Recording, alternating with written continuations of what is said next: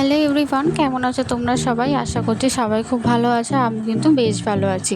তো তোমরা তো আমার গেট আপ দেখে তো ভাবছোই যে আমি এত শাড়ি পরে সেজে গুজে কোথায় যাচ্ছি সেটা তোমরা কিছুক্ষণ পরই জানতে পারবে। বেসিক্যালি এই ভিডিওটা হচ্ছে 5ই সেপ্টেম্বর মানে শিক্ষক দিবসের দিনের ভিডিওটা ঠিক বলবো না, কারণ এই বছরের টিচার্স ডেটা আমাদের কলেজে 4 সেপ্টেম্বর সেলিব্রেশন করা হয়েছিল।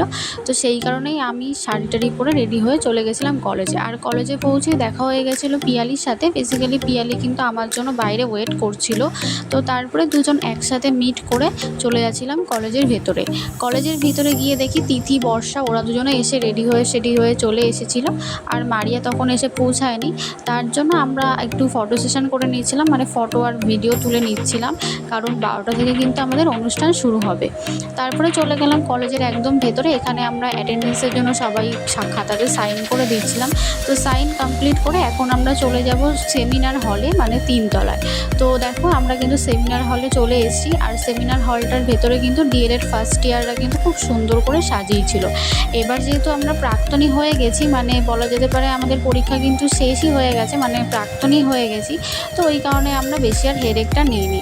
তো আমরা গিয়ে দেখি অনেক স্টুডেন্টরাই কিন্তু এসে পৌঁছে গেছিলো।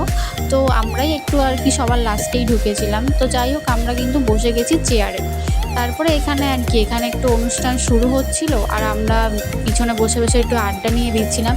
কিন্তু তখনও কিন্তু মারিয়া এসে পৌঁছায়নি। আর ওকে খুব মিসই করছিলাম আমরা, কারণ 5 জন একসাথে না থাকলে খুব একটা আমাদের জমে না। তো যাই হোক দেখো, তোমাদের সাথে কথা বলতে বলতে আমাদের কিন্তু অনুষ্ঠান এখানে শুরু হয়ে গেছে। প্রথমেই কিন্তু এখানে রাধাকৃষ্ণন মহাশয়ের ছবির সামনে মাল্যদান করা হলো। আর প্রিন্সিপাল এখানে একটি গান বন্দনা করে শোনাচ্ছিলেন। তো এগুলো কমপ্লিট হয়ে যাওয়ার পর ডিএলএড ফার্স্ট ইয়ারের মেয়েরা স্যারদের জন্য যে ফুল, পেন, মানে যে গিফটের আর কি অ্যারেঞ্জমেন্টটা ওরা করেছিল সেটাই আর কি এখানে সেরে নিচ্ছিল।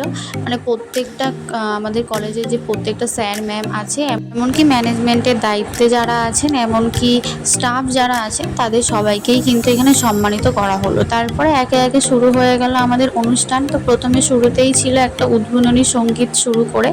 তো উদ্বোধনী সঙ্গীতটা কিন্তু ডিএলএড ফার্স্ট ইয়ার থেকেই করেছিল। তারপরে এখানে সুমেধা, মানে প্রিন্সিপাল স্যারের মেয়ে, তিনিও এখানে তার কিছু বক্তব্য এখানে রাখছিলেন, কারণ তিনিও কিন্তু আমাদের কলেজের বিএডের স্টুডেন্ট। তারপরে একে একে বিএডের অনেক স্টুডেন্টরা, ইভেন ডিএলএডের অনেক স্টুডেন্টরা, আমাদের ব্যাচ থেকে কিছু স্টুডেন্টরা, মানে সবাই কিছু না কিছু পারফরমেন্স এখানে করেছিল।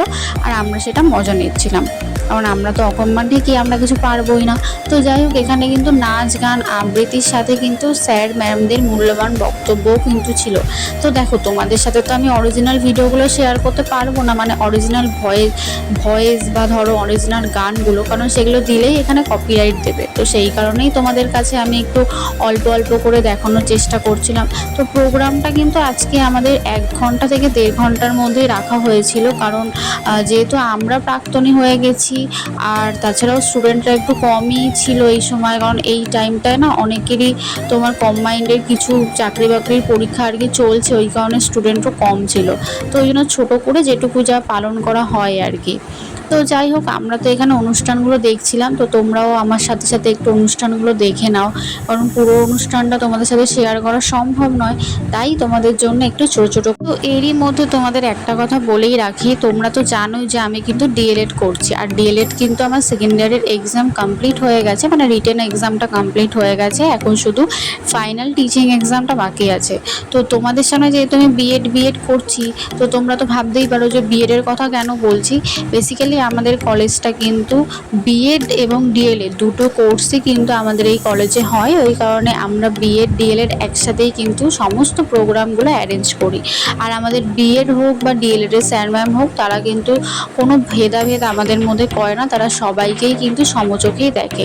তো যাই হোক এরই মাঝখানে কিন্তু আমাদের অনুষ্ঠান প্রায় শেষের মুখে। আর অনুষ্ঠানের শেষে কিন্তু আমাদের জন্য কিছু টিফিনের ব্যবস্থা করেছিল কলেজ থেকে, আর আমরা একটা কেক কাটারও ব্যবস্থা করেছিলাম। তো দেখো এখানে কিন্তু কেক কাটার সময় কিন্তু চলেই এসেছে, আর এখানে প্রিন্সিপাল স্যার, আমাদের এইচওডি এবং বিভিন্ন যে সমস্ত অন্যান্য স্যার ম্যামরা ছিল তারাও কিন্তু কেক কাটাতে অংশগ্রহণ করছিল। আর কেকটা কিন্তু জাস্ট অসাধারণ হয়েছিল। কেকটা কিন্তু একজন বেকারিকে দিয়েই বানানো হয়েছিল। তো কেক কাটিং পর্ব শেষ করার পরে এখন আমরা চলে যাব নিচে, কারণ আমাদের জন্য একটু খাওয়া দাওয়ার ব্যবস্থা করা হয়েছিল আর কি কলেজ থেকে। তো সেখান থেকে আমরা আমাদের টিফিনটা কালেক্ট করে নিলাম। আর এখানে তোমরা দেখতে পাচ্ছ যে কেক কাটিংয়ের পরে না আমরা এখানে নিজেরাই আর কি কেকগুলো সবার মধ্যে ডিস্ট্রিবিউশন করে দিচ্ছিলাম।